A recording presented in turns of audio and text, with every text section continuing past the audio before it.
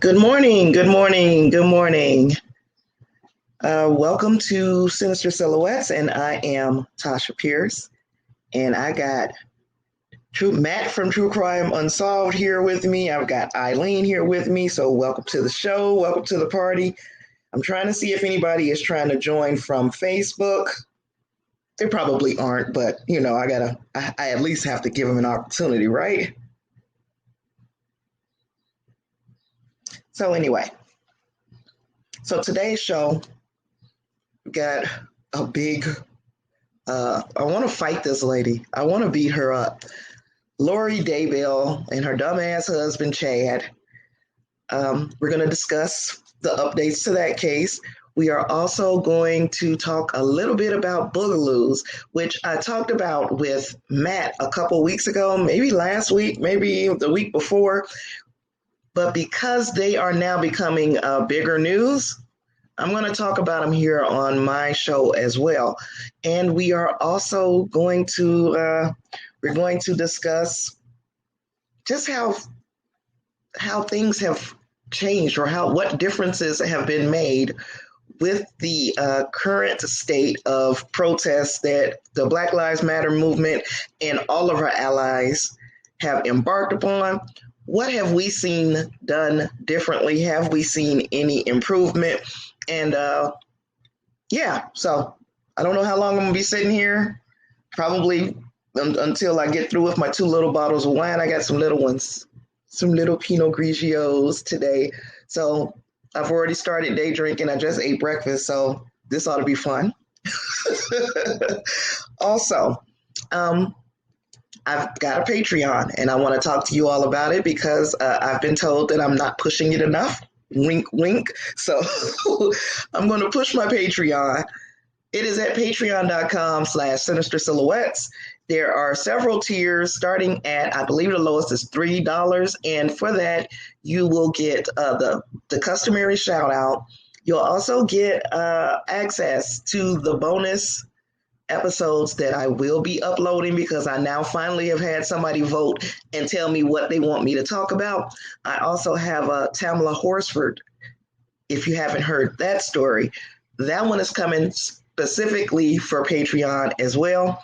I also am giving away a little swag. I want to show you guys the swag before I get started. So look at there. Do you see? It's almost cute. Okay, then this one is the same design. I'm blocking my mic. This one is the same design, except for it's got that holographic type deal going. I like that one. And then this one is my Black Girl Magic one. Black Girl Magic served on Tuesdays. I also have one of the old designs that I still love because it doesn't say true crime by the book, which I still am technically.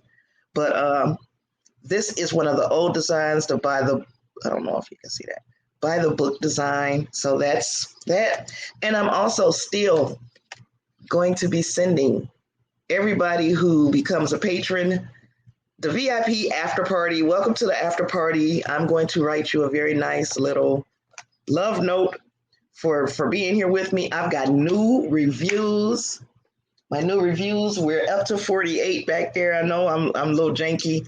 I need some kids back here to help me do my my artwork back here. But outside of that, I'm about to open some seats up, and we're going to get started with the Lori Daybell, Chad Daybell, and the fate of the children, what actually happened to these children. I am trying to make sure that I'm not ignoring anybody on Facebook. I don't know, because I keep telling everybody I'm an old lady, and this old lady shit. I don't do tech, so I'm like, I don't even know I don't know what's going on. But anyway, I guess I can do that, huh?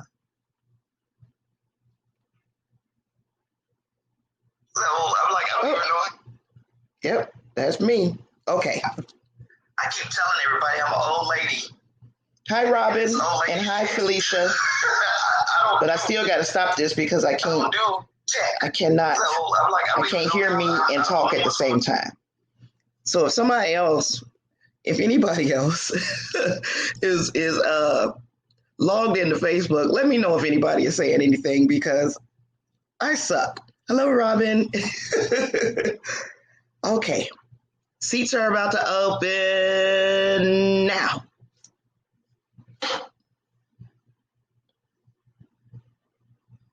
I knew you, Matt. If nobody else, I'll be here with you, mate. Don't worry about that. we make a hell of a pair sitting here every Saturday talking to each other. We do. Dream team.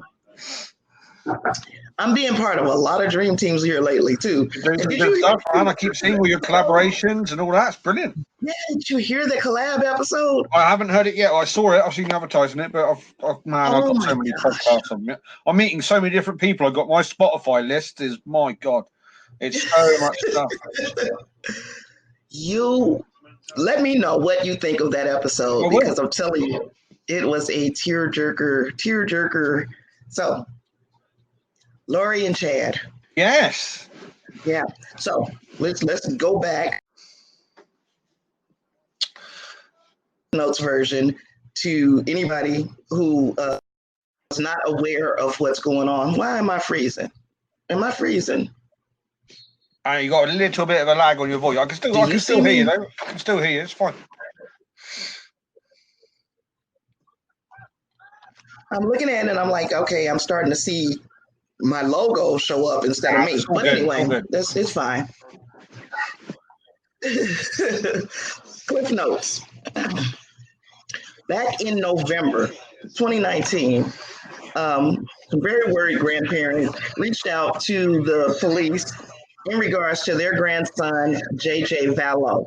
JJ Vallow had been adopted by Charles and Lori Vallow, and they hadn't heard from him since the passing of the father. And now the father, Charles, he didn't pass away by anything natural. He was actually killed by his brother-in-law, Alex, who said that he was threatening with a baseball bat. So Charles is now gone. The grandparents are concerned because they have not spoken to their grandson. They cannot get a hold of him. Turns out that not only is the grandson missing, nobody has seen 17-year-old Tylee Ryan either. Now, Tylee Ryan is a product of a prior marriage of Lori, and that husband, after their divorce, he died as well. So that's weird. Okay, so now fast forward. Everybody's asking this bitch where these kids are, and she keeps saying, "Oh, the kids are safe. The kids are safe. They're with my friend in Arizona." And then it turns out, friend in Arizona was like, "Oh hell no, bitch! Oh hell no!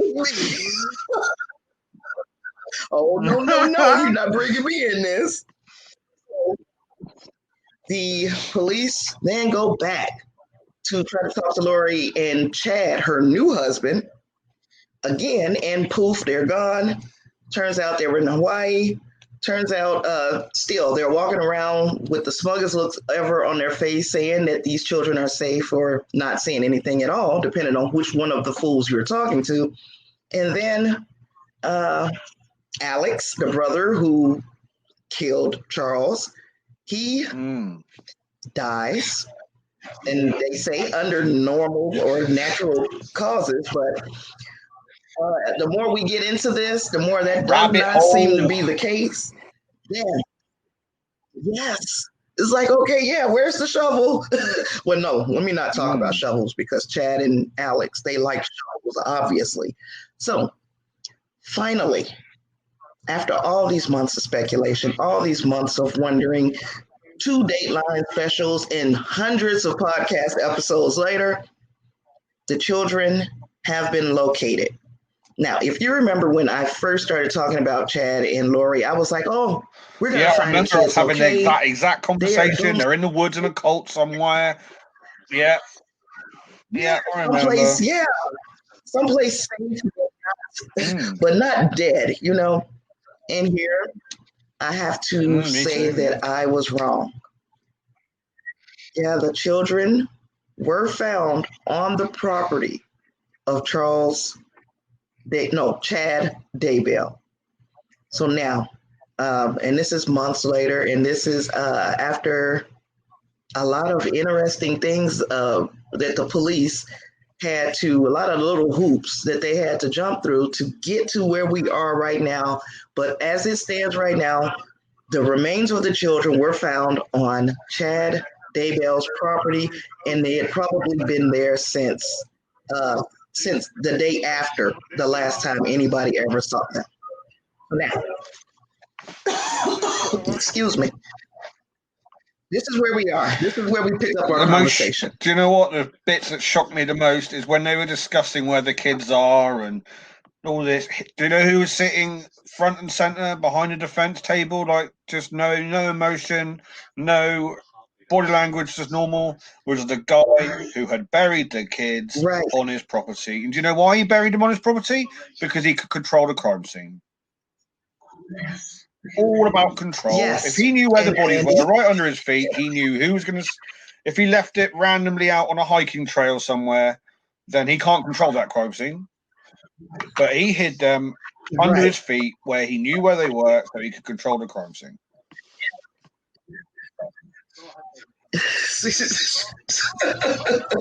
Chug. She just made me laugh, and I've got a tickle in my throat. If you'll talk for a minute, Matt, you mean Mark, right? Who the hell is Matt? I'm sorry. Very, very good looking very chap. Important to me obviously. That I don't know yet. Give me a second. Dave, no worries. You carry on.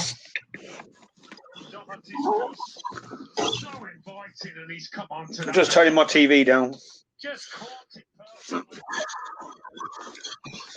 So this guy was sitting in the courtroom, like I said, behind supporting his wife, deadpan, no emotion. Right.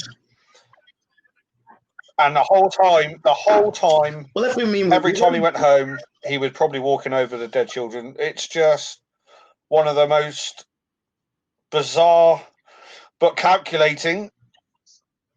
They were hidden in plain view. They were hidden where the police least expected them to be, right underneath his feet.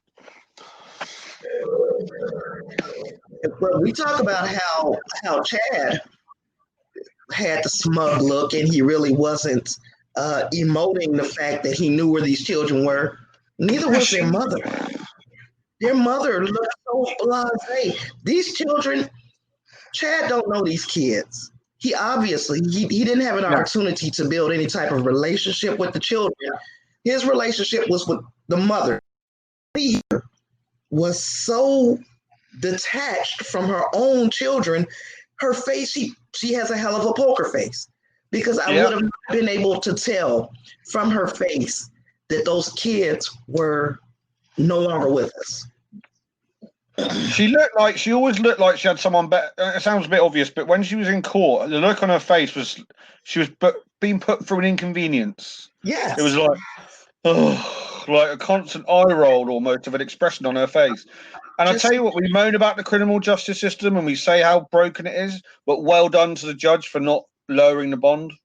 Mm-hmm. Because the second they would have lowered the bond, and she would have been gone, and you would never have seen her again. So fair play to the judge for not lowering her bond and letting her out. Right.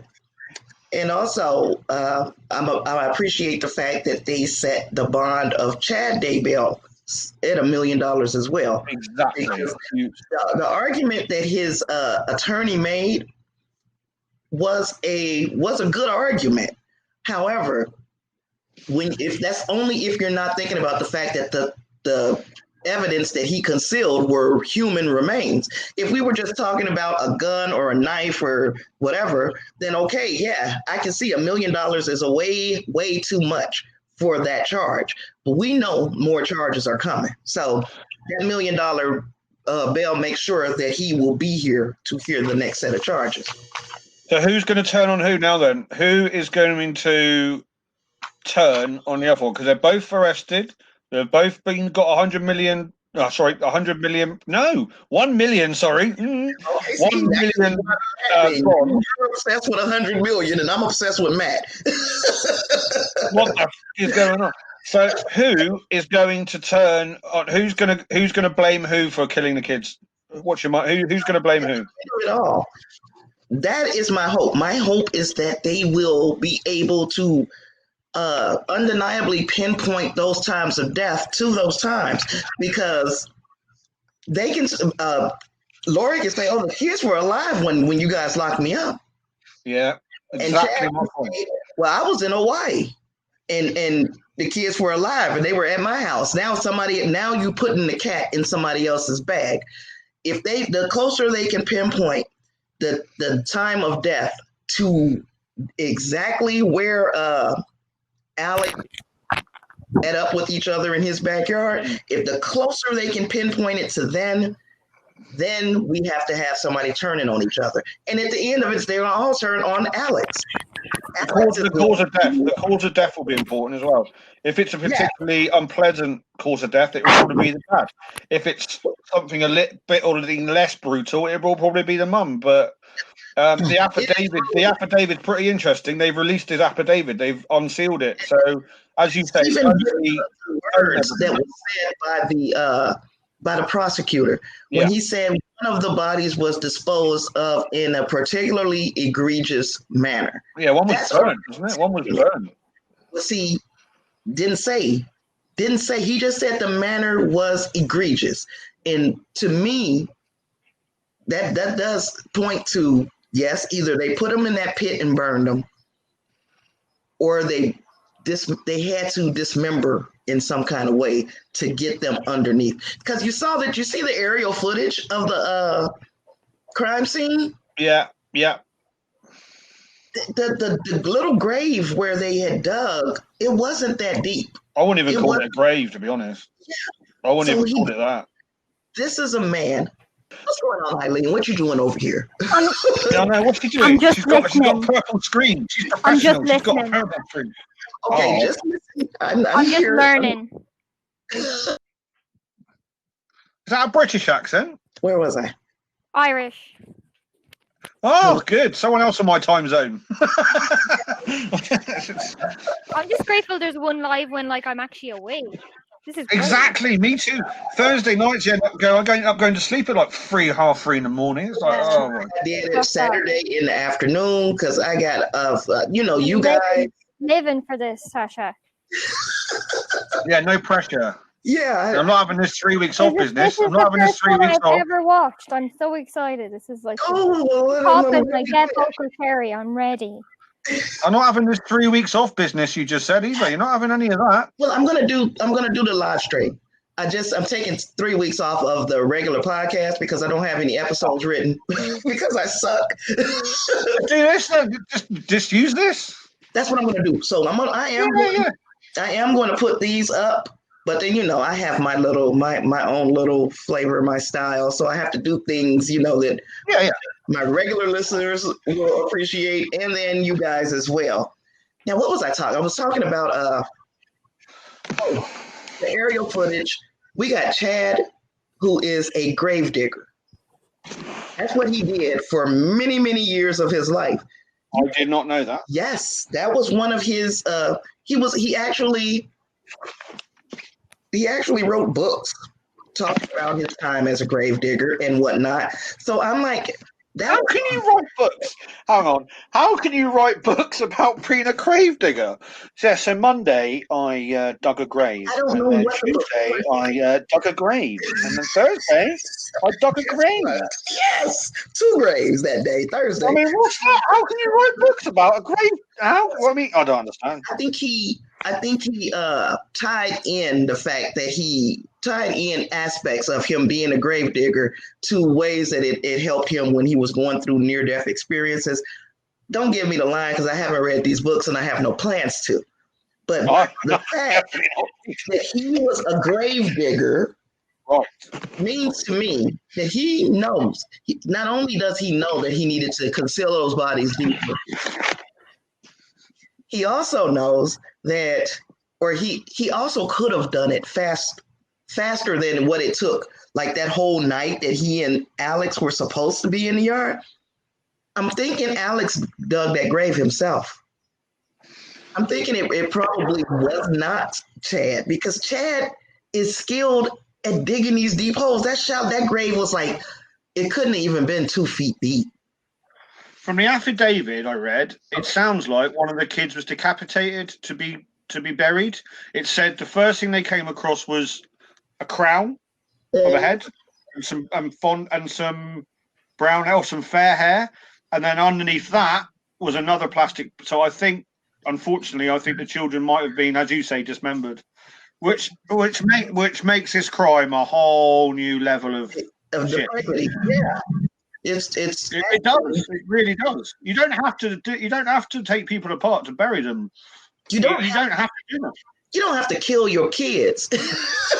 Oh yeah, exactly. You don't have to kill your children to be with a new man. They obviously had people who wanted to take care of them. Let me see. Eileen creeping in the dark. JJ was fully intact. Tylee was dismembered and scattered in 3 different areas. That's what I thought. So that tells me that Tylee was the targeted, if you like. That's brutal towards Tylee, isn't it? Hey, Eric, thank you. He made it rain. Make it rain. Make it rain. Thank you, Eric. I appreciate you. So yes, they of course, JJ was the one that was wrapped in the tarp, found his whole body, and then Tylee was the one who they had to spread out a bit to find. And yeah, it adds a whole new level of depravity to this story. It's that tells me that she was very much the problem, if you like. And he was very, whichever one was scattered around was the target, and whichever one was pretty normally disposed of was not really the target. You know what I mean? Does that make sense? That's a pretty brutal way. If one's normal and one's scattered around a bit, it tells me the level of feeling towards both are completely different. Oh, my brother-in-law is here too. Hey, Raymond. I finally figured out how I can do this and see where you guys are on Facebook. It only took 30 minutes. But yeah, the way I look at it, Tylee knew too much. Tylee, actually, one of the friends of what is the lady's name? Lori. One of her friends said that she was on the phone and she said something. Lori said something about Tylee being a zombie. And Tylee was right there and said, "No, Mom, not me." So Tylee knew what being a zombie meant, and she knew what the fate of people who have been named zombies by her mother, she knows what that fate becomes. So she likely would have been the one to put up some type of fight, to put up some type of resistance. Of course, because who wants to be killed? Yeah. Whose mother, who would want to walk up and hear their mother describing them as a zombie, which means that she has been taken over by some dark spirit? Who wants to hear that? If I just wish Tylee would have run instead of trying to talk her mom out of it. I wish she would have run, because then she would have lived to tell, and then she could have shed light on all the rest of these deaths. What I do think is this couple is they're definitely a pair of serial killers. They are a couple serial killing couple. There's no doubt in my mind. All these, was it 5 unexplained deaths or 5 suspicious? Sorry, there's 5 suspicious deaths, including the children tied to these people. Right. So we have Alex, you got Charles, you got the 2 children, you got Tammy. Those are, and then not to mention, they tried to kill Brandon as well. Brandon Boudreaux is the nephew, or nephew-in-law. So it was her niece's former husband. He had a shot taken at him as well. So 2 children, you got Tammy. Those are, and then why am I still just now showing up? I can like. I clicked it on my phone. Oh, I'm about to say that scared me. That's what I'm saying. You got Twitch. Yeah, you late to the party, girl. Where was you at? So yeah, that to me spells maybe if not serial killer because they weren't the ones doing the killing at first. It was Alex. So Alex is definitely multiple murderer. Well, if he's murdered more than 2 people at different times, he's a serial killer, isn't he? Yeah. Well, apparently, according to the FBI. Right. Um, But I mean, who is the serial killer? Because what I look at him, it's like a hitman. So like exactly. Yeah. So I look at him as a person who is just doing the dirty work. And even though that sounds terrible when we're talking about children and lives, but yeah, he did the dirty work. These are the people who wanted these people dead is Chad and Lori. Alex was just the tool that they used to do it. Yeah. What I'm trying to say is this isn't. You don't control a crime scene, act this way so nonchalantly, so blasé, it's brazen. He was sitting in a courtroom while they were discussing where 2 dead children who are underneath his driveway, so to speak. Right. And he was just sitting there like that. But neither one of them, like to me, neither one of them had a care in the world. And it could be because they have bought into their own bullshit, or I'll say Chad might know that he is full of shit, but Lori may be really buying this bullshit and believes, oh, those weren't my kids. They had been inhabited by dark spirits. My kids are gone already. So at this point, he would be the person, the puppet master, and she's just an idiot. And he doesn't have any ties to these children. They were just 2 kids that were in the way of him being with Lori, just like his wife was, just like Eric says 100%. Yeah, his wife was in the way. Anything that he had to do to make sure that he and Lori could do whatever it is that they plan to do with these white, I forgot what the name of it, white tents, or I forgot what it was, but they wanted to be together. Charles. I would even go further back because it's one thing to kill adults, but to kill and dispose of and dismember children, that is another level of depravity. And I know whether it's them just evolution of these criminals starting off with adults and now but I would be pretty surprised if they're not really being investigated to see if there's any crimes that the police have missed, because that is a hell of an acceleration of offending. It's the whole desperate times call for desperate measures type of deal. They feel like these are the last days. In fact, they feel like next month it's all over. So if they're correct, which the way 2020 has been going, they might just be. It's true. 220 needs the rest of the year off. Right.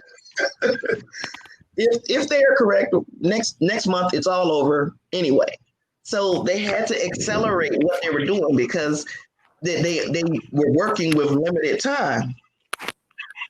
Apocalypse countdown, exactly. Right? It is. You're right. Yeah, there's an apocalypse countdown, and they feel like, okay, we've got this window of time to get all this stuff done. But to me, they say that the best friend of Lori, who was also named Melanie, she says that Alex really believed this shit. So if Alex, the brother, really believed it, he thought that he was doing these kids a favor. He was doing his sister a favor by getting rid of her dark husband. He thought that Brandon Boudreaux was inhabited by a dark spirit. So if he really believed this crap, they let him kill everybody they needed dead, and then they killed him. Because if July comes and the world don't end, now he's going to talk. And then Tylee, who may have known too much. She's going to talk. If July comes and the world don't end, Tylee and Alex were liabilities. They had to go. And Eric is agreeing with me. Yeah. Yeah, I agree. I agree. I think it also got to a stage where these guys were just in the mindset of being killers. And they buried and dismembered kids underneath their driveway, knowing that would probably be the last. As stupid as it sounds, that'll probably be the last place the police look. You should talk about well, no, to me, that should have been the first place the police look. Yeah, exactly. But then it should have been. Yeah, I'm looking at Idaho, and I'm understanding that when you were working with a crime scene that would involve you digging, it would be less than ideal to do it when there's snow on the ground and the ground is frozen. You need to be able to shift through all of that. So I understand now, after much thought, why they had to wait till the weather was cooperating, till they had enough evidence to justify digging up that entire backyard, and to be able to actually shift through that stuff. Because I don't know if you saw the aerial photographs, they had, every time they took a shovel full of dirt, they had to put it in a bucket, and then every bucket had to be sent through a shifter, and that's how they found the bones. So if they would have done it with a backhoe in the wintertime, they would not have found that same level of evidence. I understand that part. I'm getting it. So it would have been, to me, the first place to look, but it was the less than an ideal time when this was brought to their attention. Yeah. This whole case reminds me of Terry Hobbs in Memphis, who allegedly had one of his hairs in a knot. He sat in the courtroom the whole time. And if it turns out that he was the actual person who killed those kids in Memphis, then it's a very similar situation to these guys who sat in a courtroom while the lawyers were arguing about where these kids were. And actually, it's turned out they were right underneath their feet the whole time. Mm-hmm. It's amazing. So that's quite a similar situation, really. The really sick part is that, okay, they killed these children. They skipped town, went to Hawaii. Then you had his kids, Chad's children, living in the house with these kids in the backyard with absolutely no knowledge of it. Allegedly. That is sick. Now, to do that is sick. It is a sick case, and it's only going to get worse. And I would be quite surprised if they're not already looking at them for other crimes that they don't necessarily know about. To be honest with you, well, because these guys are just so in the cult mindset, they would do anything, including kill children and dismember them. So you don't get much more brainwashed than that. Yeah, really. Just look at the whole thing between Lori meeting Chad and then to where we are now. It's less than 2 years. You know, she was still married to Charles all the way up until 2019 at some point. Excuse me. So them meeting and getting to where we are now is less than 2 years. The cult mindset in Lori did not start until after she met Chad. Is that his name? Yeah. Something like that, yeah. Yeah, Chad. So she met Chad. It doesn't, you don't automatically become brainwashed. So it took a little time for him to get to get her into believing what he believed. And to include, she not only did she believe it, her best friend believed it, her niece believed it. So he had enough time to cultivate that level of trust and brainwash this entire little group of women, and Alex for that matter. And then all of this activity ramped up. All of this is a fruit of 1 year. I will say between the time that Chad told Lori that Charles had a dark spirit and he had to go, and then he said, "Okay, now my wife is she's slated to die." in a car accident. When that didn't happen, now we got to kill her another way. So all of these deaths came within this past year, between June of last year and June of this year. So yeah, I don't know if I would call it so much of serial as it seems more or less like a spree, even though it wasn't them pulling the trigger or doing the dirty work. It was likely Alex, but still, they were asking Alex to do these things, and then Alex ended up dead himself. It's a rabbit hole, absolute rabbit hole. Yeah, because there's no way we cannot know the scope of what they've done. The only thing I wish I could be a fly on the wall for is if I was sitting in the cell with Lori. Yeah, that's what I'm saying, man. Someone is going to turn on someone. One of these two people, the two main people, one of them is going to turn on the other one. One's going to make a deal. One of them will make a plea deal. When August comes and July passes and the world doesn't end, it'll likely be the light bulb may come on for Lori. She'll realize then that she has been deceived. Like her best friend said, Chad deceived all of them. And he did it in a soft-spoken, quiet, humble kind of way. But he deceived all of them. They've all been, they were all drinking the Kool-Aid. Melanie Pawlowski is currently being hardcore investigated by the FBI. I think she'll be the one to crack and give it all up. You think that she knows everything? I think she knows a lot. She said, "Yep." I think the only people who know everything is these two the two main people who sit in that courtroom, controlling everything, pulling all the strings. I wouldn't doubt. I was thinking that, especially if I heard being by Melanie Pawlowski being pregnant right now, I was thinking that she would go into self-preservation mode right now and start talking.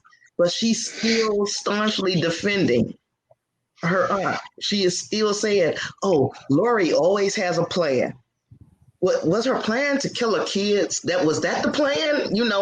Was the plan to make sure that Lori has a plan? Was Chad's plan to make sure that everybody that was connected to Lori was gone so that he could have Lori to himself? Hey, make it rain, make it rain. What is that? What is that V thing? What does that mean? Hey, she's doing money. It's monies, honeys. No one's ever done that for me before. Well, Joe. I'm well, Joe. Well, that's because they know what it means. Like Eric is saying, it's a tip. Yeah, it's a tip. We made a buck or two. Nice. For doing this episode today. So every little penny helps. And well, now where were we? Yeah, so Melanie Pawlowski, I thought, hey, here she is. She's pregnant by this new husband.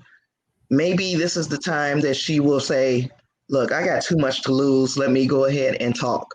But she's still defending her sister, her auntie. And then the mother, Janice Cox. Oh, I talked to JJ. When did she say she talked to him? In October. Bitch, you lied. You just lied. You couldn't have talked to him in October because he's dead. Hey, you know what happened? You know what's happened? They've banked on the world ending in August, and they fobbed off saying, yeah, the kids are in this place and the kids are on that place. Right. And now they've been caught. They're like, yeah. When is the world supposed to end? The world is supposed to end July 22nd, I think it is. Yeah, we don't have much time. I need like one more car insurance payment. I don't mind. Right. Yeah. If it's gonna go, let it go. I'll be on the beach. Yeah, I just don't want Lori and Chad to be right. I want to get to August so I can be like, see, you did all this for nothing, Lori. Can you imagine being a prison guard? Can you imagine being a prison guard on the 27th? Morning! Morning! How are we today? Can you imagine the sarcasm as he slides the breakfast underneath the door? Good morning! It's the 27th of July. Laurie were like, mother. Well, they said, and I don't know how reliable this little report was. I read it somewhere. I think I might have read it on Reddit. It's crazy, huh? But anyway, so I read it on Reddit that she kind of lost her shit when she found out that Chad had gotten arrested. They say that she kind of tore up her cell. So maybe she's realizing now that if Chad is supposed to be the prophet and all of this stuff, he's a false prophet. But if he's supposed to be a prophet and all this stuff, and he arrested, maybe she's seeing that he is not infallible, that he does have that he's mortal. Shit ain't he's not any more special than she is. Yeah, it's going to be an interesting case to follow this one, I think. Right, and then we can talk about and we can come back to Chad and Lori. If anybody has anything they want to add, we'll come back to it. But I do want to talk about these boogaloos. Oh, you love these boogaloos. You love these Hawaiian shirt gun carrying maniacs.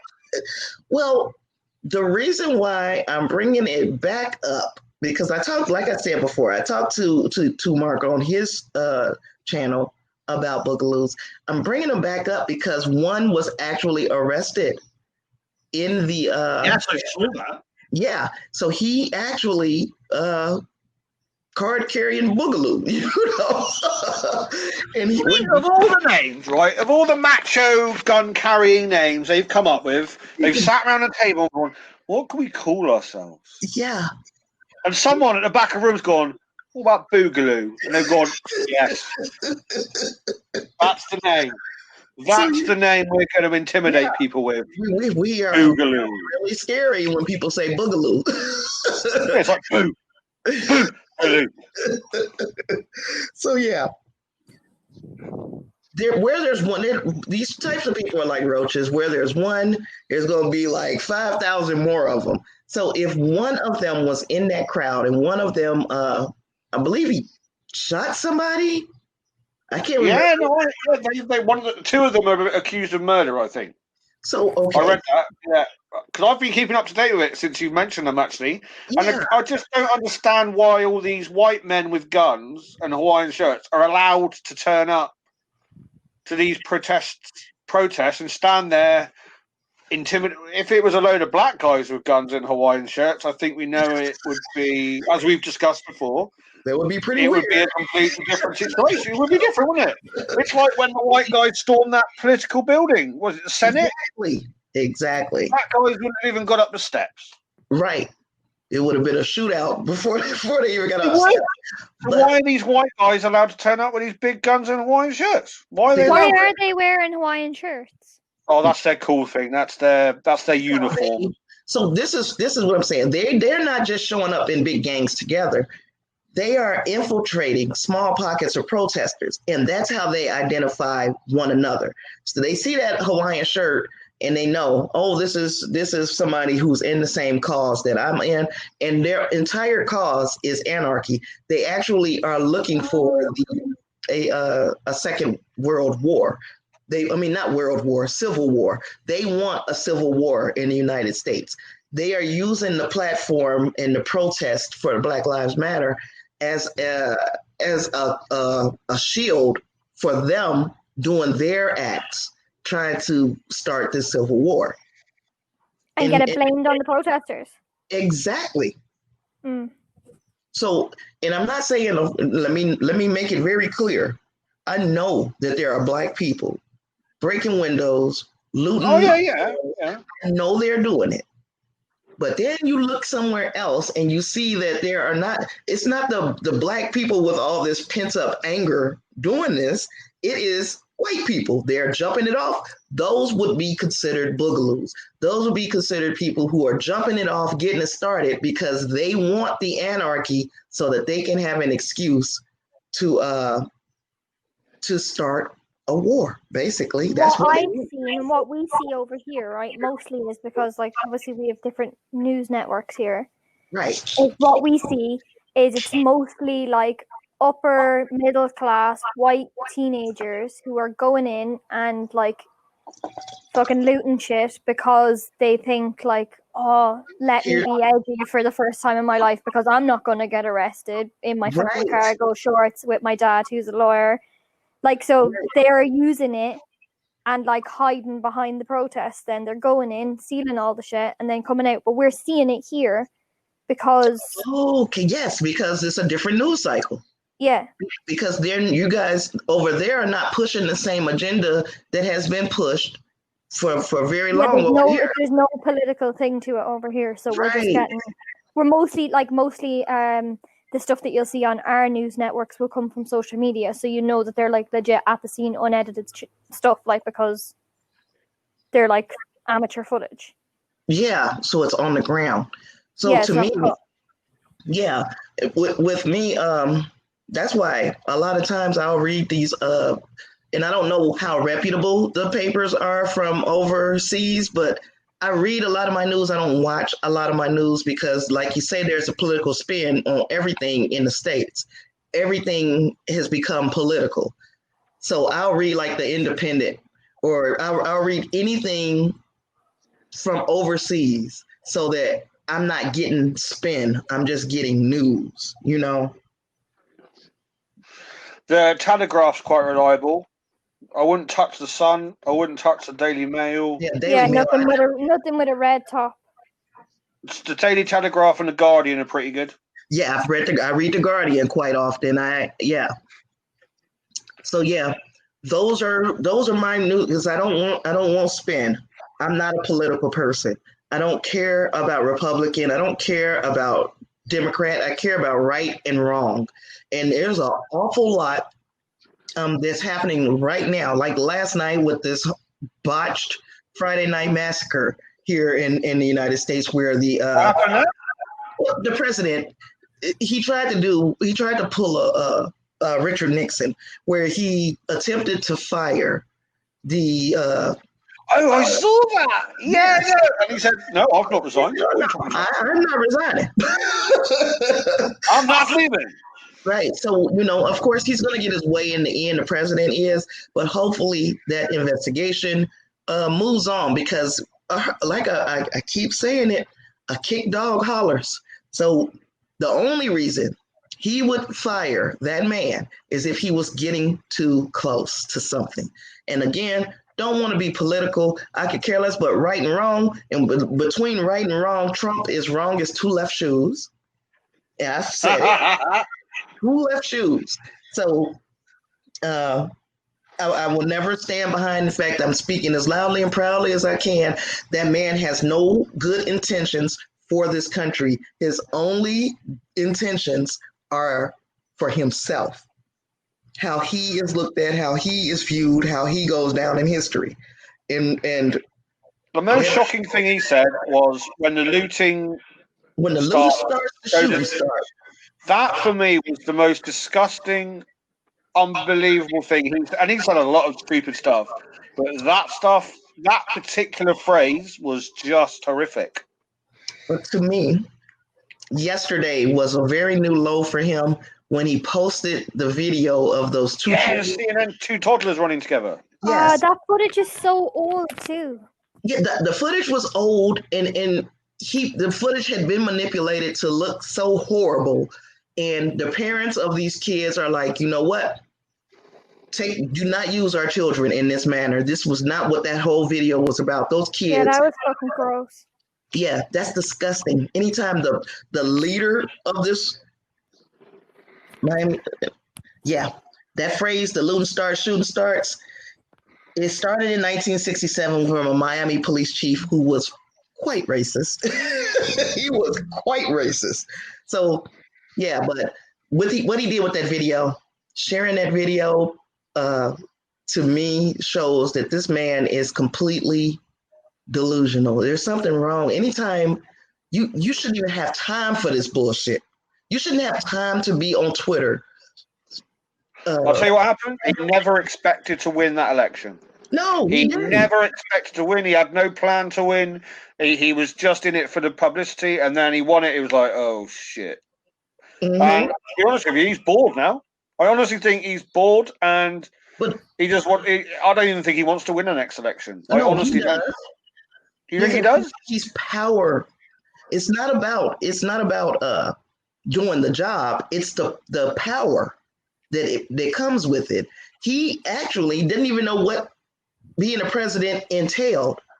He thought being a president was like being a king or a dictator. He didn't even know that there were rules to a presidency. He just wanted the power.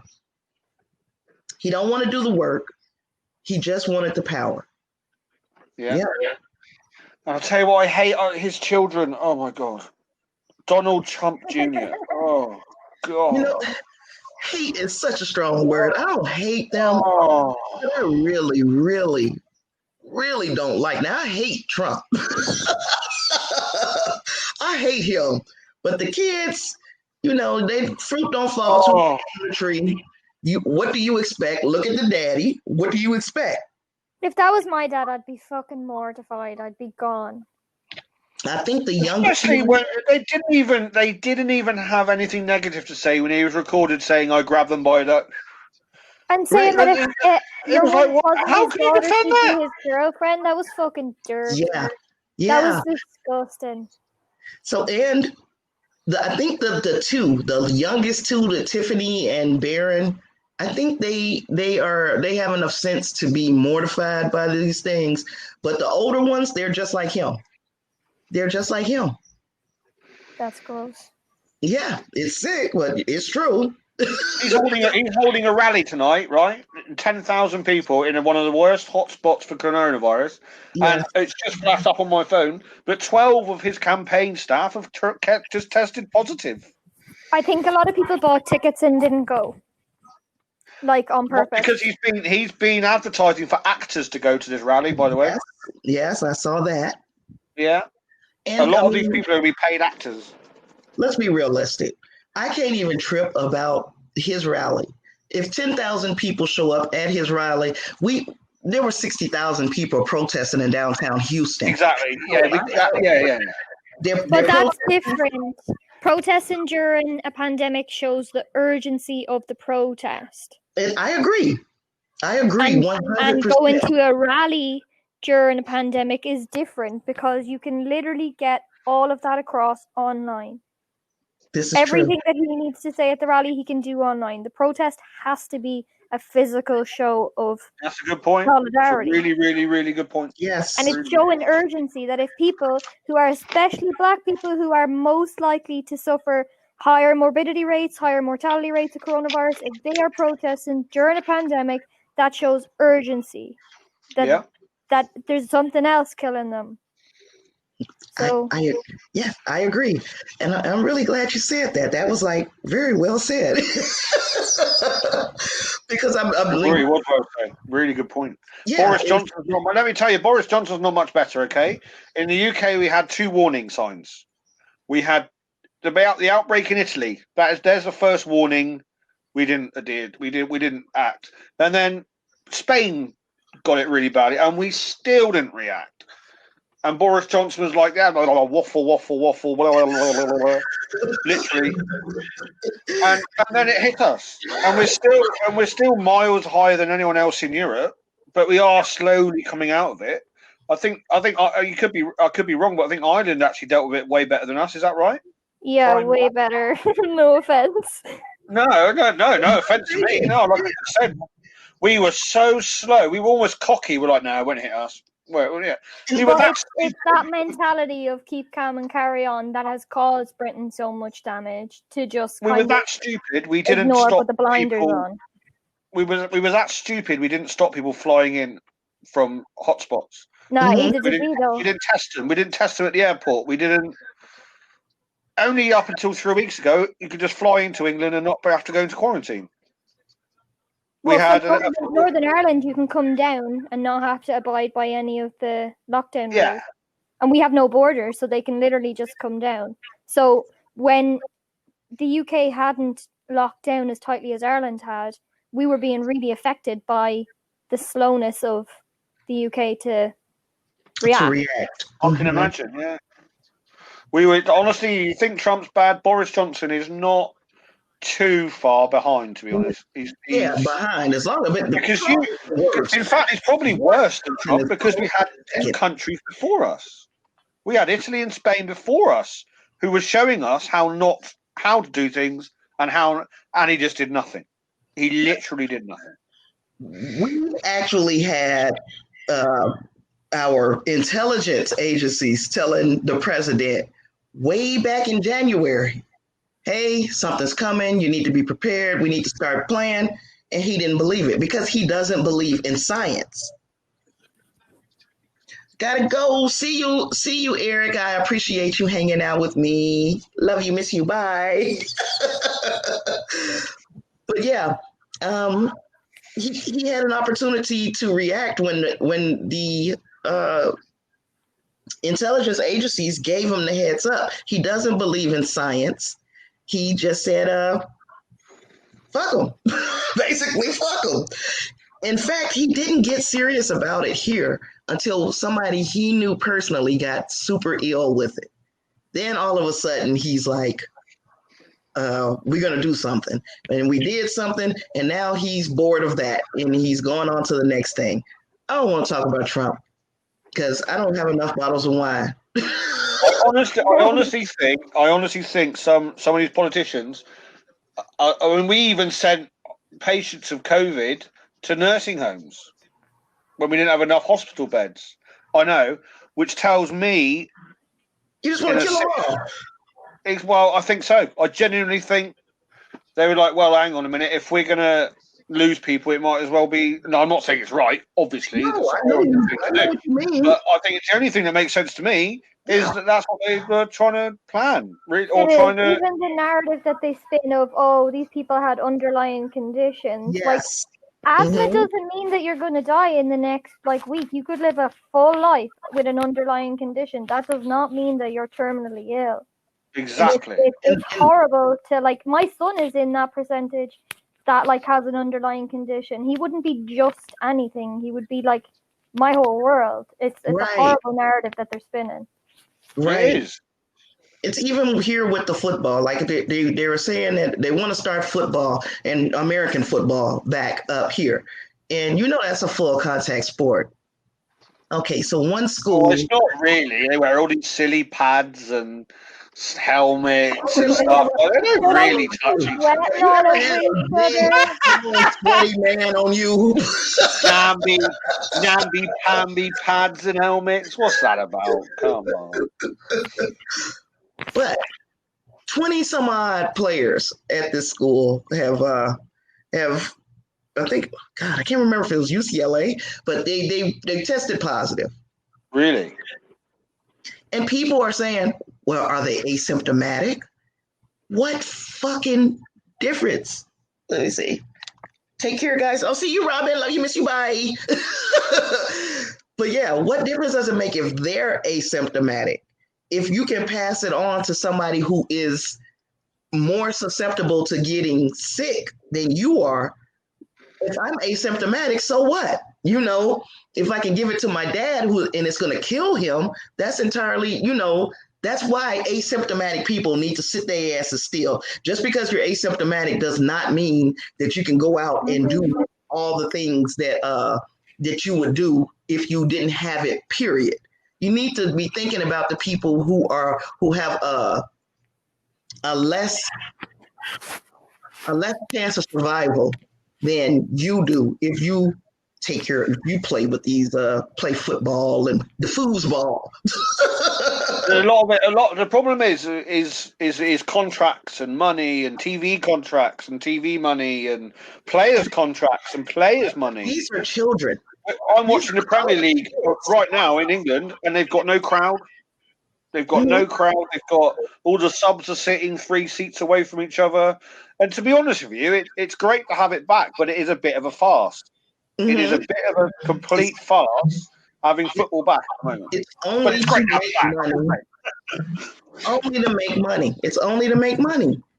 And these kids, the college kids, they're not getting paid. So now they're thinking to themselves, you've just shown me what you think of my life by telling me that I'm still going to have to go out here and play when that's a whole different form of slavery. Even though they're being compensated with an education, we should all be able to get an education, period. Education, it shouldn't cost hundreds of thousands of dollars to learn. It should not. It shouldn't cost that much to learn. So now these kids are being shown that the only thing that matters is that you get your ass out there and play. It doesn't matter if you live or die. It doesn't matter if you take this home to your grandma or grandfather. What matters is their money at the end of the day. I mean, I'll tell you what, I do absolutely love watching college football on ESPN because the atmosphere, the passion, the attitude, and that's why you produce so many great young athletes, is because they've been exposed to that pressure, to executing their skills in front of 20,000 screaming peers, which is a massive pressure. But that is why the NFL produced so many great young players. It's because of the college system. You also get entitled players like Aaron Hernandez. I did an episode about Aaron Hernandez. Oh, yeah. Aaron Hernandez. Wow. What a case. Yeah. So, I mean, if he would have been, if anybody would have set boundaries for him and then realized that he's taking a lot of blows to the head. He doesn't need to be exposed to this anymore. It was no longer any good for him. He had more concussions before he was in college than probably most of us suffer our entire lives. That's not fair to him. He was set up for this. And then look at the way it ended, Look at the way it ended. American football would do itself a massive favor if it really cut down on the cheap shots. For instance, when a receiver catches the ball and he's on his way down, there's no need for someone to smash him head first. Yeah, there's no need for that. So in my opinion, that's a cheap shot. Yeah, that is how you end careers and how you end lives. Is when someone can't see the hit coming, they're not going to go anywhere. They're landing on their back, but there's still a tackler flying like a torpedo, helmet first into the back of his head. It's like, and the NFL just go, play on. No. People will come up to you in that though, because they'd be so desperate to be seen as good enough to get into college because their families can't afford to put them through otherwise. That they would be hungry and they would be doing everything they could to make sure that people remember them at the end of the game. Right. That's what starts it all off. The highlight reel. Yes, because I mean, I'm guilty of it. I love sports, so I'm guilty of just sitting and watching the best hits in football. The best hits are different. The best hits are legal and stuff like that. But what I'm talking about is the cheap shots. Yeah. Not every time I watch American football from I'm a rugby man, and I think I see someone landing who can't see a hit coming, and their head goes bang like this, and they're out cold. And there's no punishment. There's no punishment for the player. But the punishment is too late. The person has already suffered this concussion at this point. If they actually really like had a 2-minute sending off where they can only have certain, their players wouldn't do it. But at the moment, tacklers can just fly in and just head first and just do whatever the hell they want. Pretty much, it's brutal. It is brutal. What was the last thing I wanted to talk about? We went from boogaloos to Trump to football. There was something else. What was it? I typed it up there earlier. What was it? I can't remember. Oh, let me go up. Oh, you know what? It wasn't anything. It was something really small. Because you see me drinking I drink my smart water. Okay, so you see this is a liter. And a little other news, it says. Liter. That's a liter. This is a big bottle. That's a liter, right? There was a family who had a child, their son rather, and he had a bedwetting problem. This is just within a couple of days. I don't remember where it was. I fucking saw this. I know where you're going. You saw it? Oh. They forced this little kid who had a bedwetting problem to drink three or four? To drink 3 of these in 4 hours. Now, I've been talking to you all for an hour, and you can see what I've done to my bottle. So this is me, grown up me. Now, I'm trying to think to myself, what do you think that you were going to, how was drinking 4 of these going to stop him from wetting the bed? Because what it ultimately did, it ultimately killed him. No way. He died from drinking water, 4 of these or 3 of these in 4 hours. That, to me, is a different kind of abuse. People who think in their mind that they're doing something good for this kid. If that, I promise you. Nah, they knew as well. Even when he said that he couldn't drink anymore, he was getting sick into the sink, and they were like, "Just you're drinking it too fast. Just sip it. Just sip it." Like he was like getting leg cramps, and they were still like kicking him when he was on the floor, forcing him to drink water. And I'm like, what the hell would that prove? As a person. And I'm being now totally frank and honest with you. I had a bedwetting problem as a young person. And I'm going to tell you what would not have never helped was drinking 4. What the fuck was that supposed to do? That would make anyone wet the bed. Right. It's like you wanted him to wet the bed so you could punish him retroactively. I don't understand. What would that do? And my family was like, you can't drink anything after such a clock.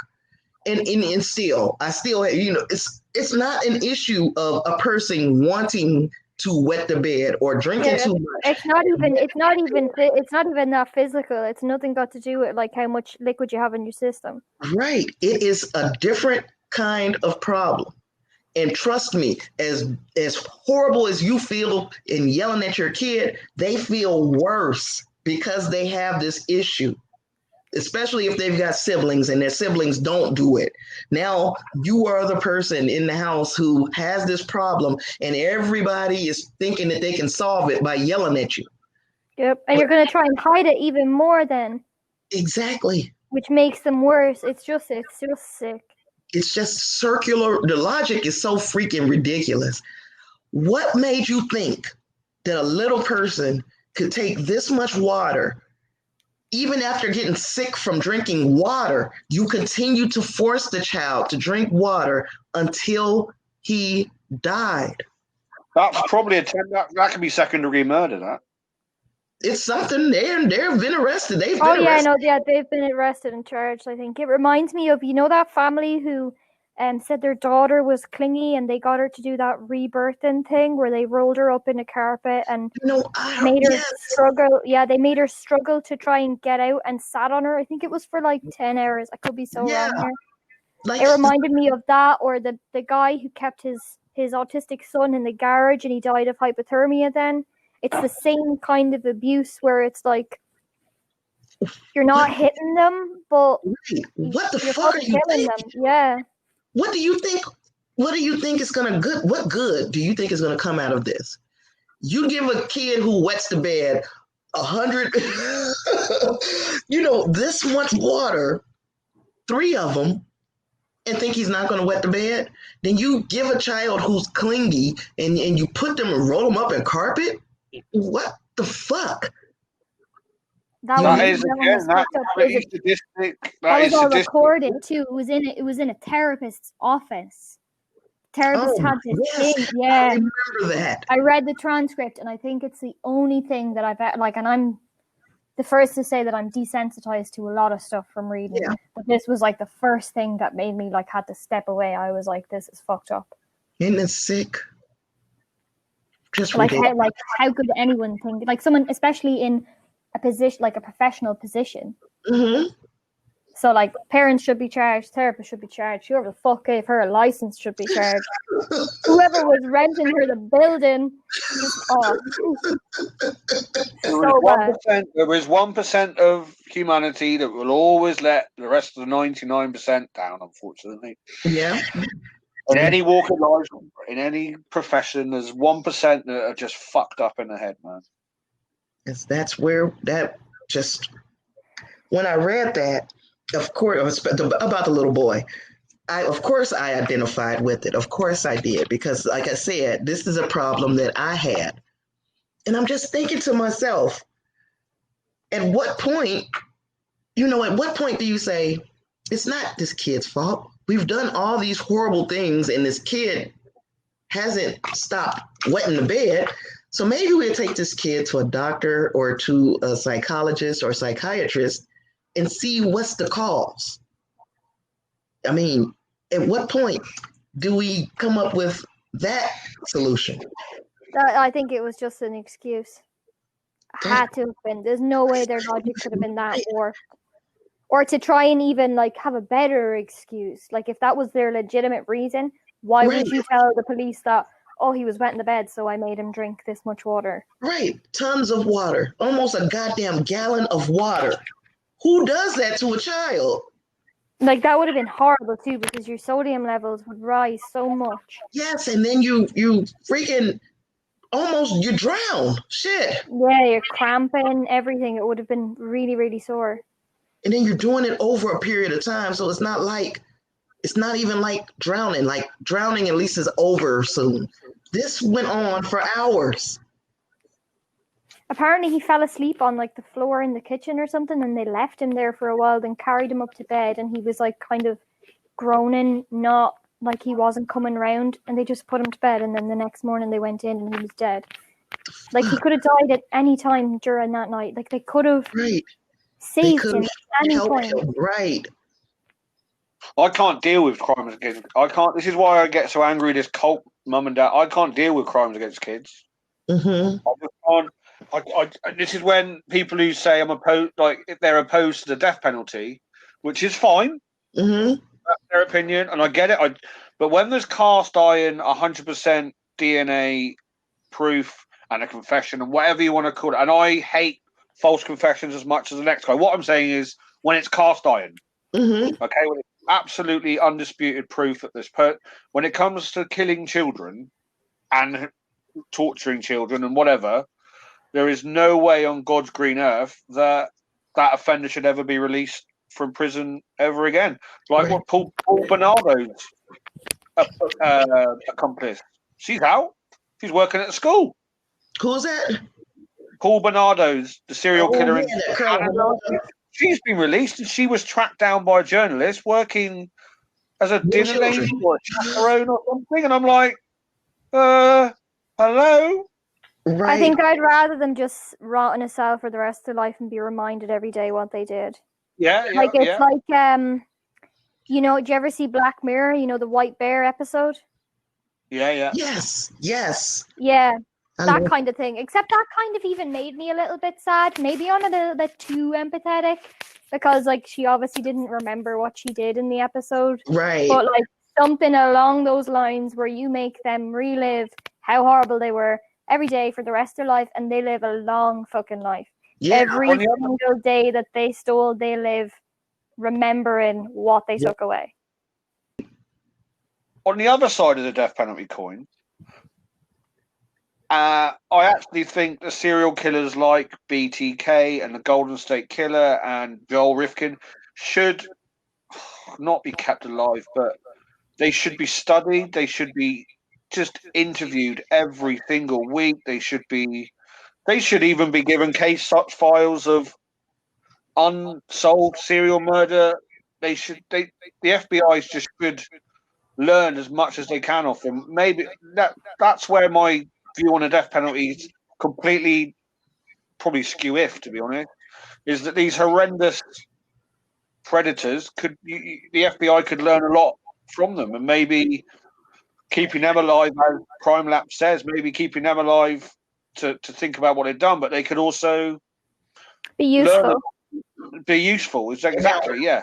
And it's only if, I agree with that to a degree. First of all, and the older I get, I'm starting to realize that the death penalty is not only inhumane, but because there are people sitting on death row here in the States who didn't commit the crime. Absolutely right. Yeah, no, don't get me wrong. Don't get me started. You watch the Innocent Files on Netflix, I almost punched my TV. Right. I did. They're sitting there waiting to die for something that they did not do. So if that happens to one person, that's one person too many. But as far as studying these serial killers, I think to a degree we can do that unless they begin to get some enjoyment. Yeah, they will. They'll get some sort of playing the game. But they might help. I mean, Ted Bundy helped massively with the Green River Killer because they played on his ego and said, "I'll tell you what, this guy's getting his numbers up. He's catching you up. Mm-hmm. He's going to be remembered more than you." And he helped. I don't know if he helped catch the Green River Killer, but he certainly put them on the right. The right. Gave him some insight. And I'm thinking, so like these guys are not the BTK, especially BTK. For me, he is the poster boy of having two different entities in the same body. Mm-hmm. He was a father. He had a job. He was this. He's that. But this other entity inside him, he was a killer. He stalked. He bound. He tortured. He killed. He hunted. He humiliated. He terrified. That's two different things, and that's two different people in the same person. For me, right. I don't know what you guys think. That's two different people in the same person. To go from one extreme to the other like that. And that's where the FBI... All of them have to have that double life. You think of Bundy, who sat right next to Anne Rule, and they worked side by side, and she never had a clue that he was the person who was out there doing this killing. Golden State Killer. The Golden State Killer. Police officer. He's out here. Not only is he a police officer, he is married. He's got children. He living this whole double life, and I'm so glad that he is getting closer to just confessing. So he's a Voldemort-looking motherfucker too. Oh my God, he's scary now. You know what they should do? You know what they should do is give him this plea deal he's got to stand up in court. And he's got to plead guilty in front of the victims and maybe do a BTK type confession about each crime. I know that would be hard. I know that would be hard to hear from the. And I talked to Jen quite a lot, the lady who's the daughter of the, and she's amazing. She's such a character, and I think he should be made to stand up in court and just and tell them exactly what. Exactly what he did, how he did it, and when it came. Now, I don't know. What do you guys think about the victim statements? I said to Jen, "Don't show any upset. Don't show any. Don't cry. I know it's hard. Just look him straight in the eye and make him feel as small as possible. Then go outside, have a cry, and all that. But he will want to see them cry. He'll want to see them upset. He'll want to see them struggling. He'll want to see the vulnerable women getting up, going, "You've ruined my life." He'll love that because that's what he did, isn't it? Mm-hmm. He liked to hear people cry. He liked to hear people. But what he would hate strong women. He would hate not attitude women. He would hate women going, really taking it to him, having to go at him in court in front of everyone, embarrassing him. Like, he would hate that. Actually, the worst fucking sex I had in my life. And I had to have it with somebody who I didn't even care for. The monster inside him would laugh, going, they're crying. I did that. I did that. But he would hate it if they all just stood up, strong, looked him in the eye and go, "You're pathetic." Bloody. Lay into him, man. He would hate it. The worst things that he has to admit to would be the murders. And he doesn't get an opportunity. He's already gotten that power. That power is already his. And to give him an opportunity to relive that the joy, the strength, the whatever he felt in that moment. I feel like we're doing them more favors. Yeah, make him fucking write it down and sign it. Right. Don't let him say it to people. Shit, you got to say. And watch their reactions. Yeah, he'd fucking love that.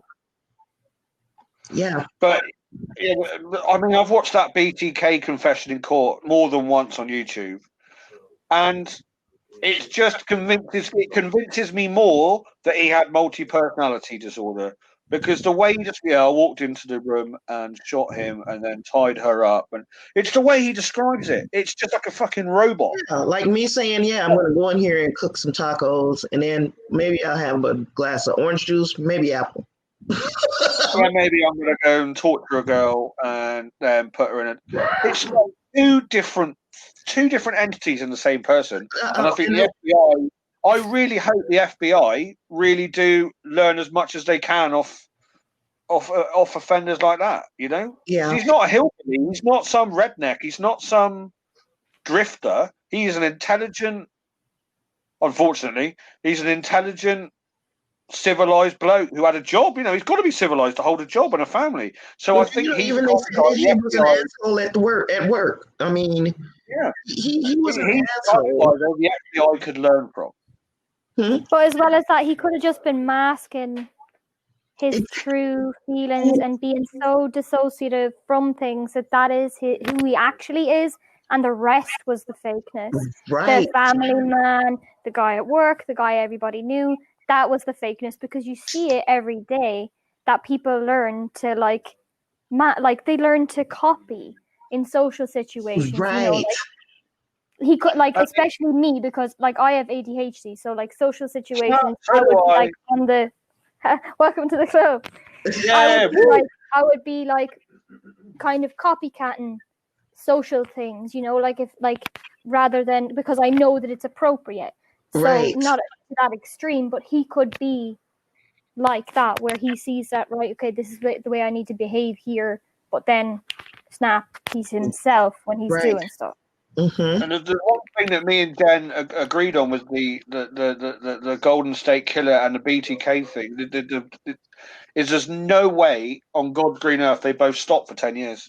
There's no way. There's just there's no way you turn that from their point of view. They've got this rush of being powerful, the feeling of he's in control, the power and control, and unfortunately they were so lethal at what they did that you don't just suddenly go, I'm going to stop that, and not miss it and not do other offences.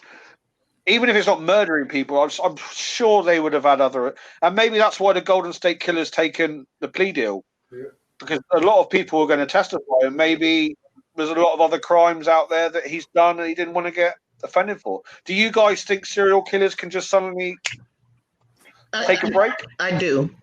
And the reason I do is because we look at a Joseph D'Angelo who at some point he stopped. Now I'm not saying that I know exactly what he did in all of these years since the last known Golden State Killer murder, but I am saying that he realized that there was a point where he could not physically overpower anybody anymore. He was no longer able to run and jump over gates and do all the things that he did that kept him from being caught as a young guy. So now the only thing he has is to live off of the mementos that he took when he did these things, because he got to an age where he couldn't do it. And this is a person who got old, you know, a lot of them don't get old, but he got old. So there came a point where he just couldn't do it anymore. Just physically could not do it anymore. And that's what I think made him stop. You don't think he could have just gone to a gun, just shooting people? You don't think or his particular MO of tying people up, putting plates on their back, right? torture? To him, that whole thing wasn't about just killing someone. It was humiliation. Control. Yes, it was about all of those other things. It has to be perfect for them, or they're not going to want to do it. Right. It becomes ritualistic after like a while, and if it's not the same every time, you're going to stop. Yeah. Because you want to get it right. You want to get it the way that you normally do it. BTK wasn't too old, though, for what he was doing. Could have been other things, though. You think he stopped? Well, there could have been things going on at home. Like he could have been had a different outlet, maybe like some sort of like different. I think it coincided with his daughter being born. I think. I'm happy to be corrected there, but I think his daughter, who I really hope to speak to one day, was born. But they're the guys the FBI should be learning from, man. The psyche of having two different. So it's one extreme to the other, isn't it? It really is. Being a loving dad, high-powered job, park ranger or a policeman, but then by night they're going out and hunting not just single victims. The BTK's apparently the BTK's first victims were the Ontario family, right? Which is so rare that you start with a family. You don't. You usually build yourself up to that, don't you? You usually master your MO and but to start with a whole family at one hit, I mean, that's now, the way that went down. The father of that family had been in a car accident, so he was home unexpectedly. That car that he drove was not there, and he was there unexpectedly. Then the children who didn't go to school, they were there unexpectedly. So now he thought he might have been walking into a situation where it was maybe the wife and the kids, but the father being there was a surprise because the vehicle that he normally drove was in the shop. Yeah. And he was there, but he was hurt. So it was actually lucky for him that he came that day because the man was too hurt to put up much of a fight. Yeah. Imagine how much of a confidence boost that would be too, though. Exactly. Now your first one, you kind of botched it, but you killed an entire family. Yeah. And there were there was no signs he did. He wasn't distracted. He didn't he didn't hit. What I'm saying was he just took it in his stride. I just killed a family. Went home to his wife and carried on normal life. Those are the serial killers for me that are most terrifying. Not the serial killers that in 5 years, unfortunately, they kill 30 people, but they're obviously like the more terrifying serial killers for me are the ones with double lives. That could be all part of one personality. That doesn't have to be mental health. That could be literally just different aspects of their personality. Yeah, right. Some people are able to be different people in different places. Because this is what I was getting to. The one that scares me the most is Israel Keys. Yeah, you said this before. Burying killed him. He planned way ahead, burying all those kill cats across the country. You did your deeds with your family living. I mean, your family in the house and you in the shed killing somebody. That to me, a person like that who can be that and then leave the dead body there and go on vacation. Who the fuck does that? That to me is not a sick person. That is a person like Eileen said, with a dual personality, and the part of the personality that is fake is what we see every day, the normal shit. He really is that monster. That's who he really is. Oh yeah, he's a scary guy. I can't wait. And that just could be just him. That's just his actual personality. Right. Some things can be explained by mental health, right? But a lot of the time people try and latch onto it as an excuse, but that could just be his personality. That's who he is, right? Yeah. Well, ladies and gentlemen, boys and girls, it's been an hour and a half. I'm drunk. So this is I'm gonna call it one. Again, I'm going to show my wares again. These are the postcards that I will be sending if you decide that you want to become a patron. Patreon.com/Sinister Silhouettes. These are my goodies for you guys. Oh, that's so cool. Huh? That's so cool. I'm a patron. Everyone should join. Yes, and I'm going to do this was my more than a movie, because when I do things for as far as being a documentary, it'll be more than a movie, and that is the side gig. My side gig would be more than a movie. Last but not least is the one I like the most with the holographic material. I love it. Yeah. Join Patreon. Leave me a tip here. There's a million ways that you can donate to the podcast. Well, I hear my son getting ready to go to work, so now I really have to end this whole thing. So yeah, it has been fun. I'm going to set this up on my one. I'm going to set this Patreon and tip stuff up on my one, man. I'm missing out. I think you should. We need to talk. I need to show you how to do this, huh? They showed me. So Eileen and Emily from Morbidology have been like, you need to do this. You need to do that. They're teaching me the game. I'm learning. Yep, you have to get what you deserve. Yes. So if you guys are interested in all of those things, tcbytb.com is where you can find links to all that shit, my blog, and old episodes and everything else. So all that stuff. You can do that. tcbytb.com. And yes, thank you very much, Mark, for hanging out with me once again. That's all right. Eileen, my little Irish baby. That makes me so happy. Eileen, I'm on at 10 p.m. every Sunday if you'd like to join me and my gang, and obviously I will try, but my kids wake up at 5 a.m. So like 10 p.m. is like sleeps for the week, man. Every Thursday I'm up with this lot up until bloody 3 a.m. Oh, but see, she says she has feral children. I do. I have 2 feral children. Oh, fair dude. Tell them where to find you. Oh yeah. Crime Labs. What's your podcast? What's it called? Crime Labs. Yep, Crime Labs. Crime Labs. I can't say it. I can. Crime Labs. Crime Labs. Crime Labs. I will add you on Twitter now. Crime Labs. It's nice to see you. But nobody else follow me. Just follow Tasha. Give her all your money. All your listens. All your donations. Which one? Who's Charlie? I love you. Charlie's my co-host. Oh yeah, okay. I'm following you already. Yeah, I'm following you already. Yeah. So yes. Cool.